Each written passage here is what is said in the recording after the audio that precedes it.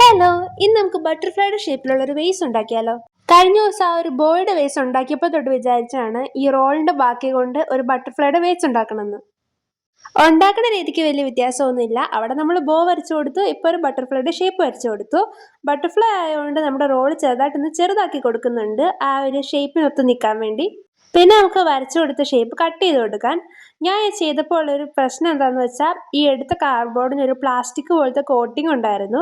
അതുകൊണ്ട് നേരിട്ട് ഇതിനകത്ത് പെയിന്റ് അടിക്കുന്നത് നടക്കുന്നില്ലായിരുന്നു. അപ്പോൾ ഞാൻ മൊത്തത്തിലൊന്ന് A4 കവർ ചെയ്തെടുത്തതിൻ്റെ കൂടെ തന്നെ നമ്മുടെ റോള് അതിനകത്തൊക്കെ ഒട്ടിച്ചും കൂടെ കൊടുത്തിട്ടുണ്ട്. ഇത്രയും കഴിയുമ്പോൾ നമ്മൾ പെയിന്റ് അടിക്കുന്ന പരിപാടിയും കൂടെ ഉള്ളൂ. നമുക്ക് ഇഷ്ടമുള്ള കളേഴ്സിൽ പെയിന്റ് അടിച്ചു കൊടുക്കാം.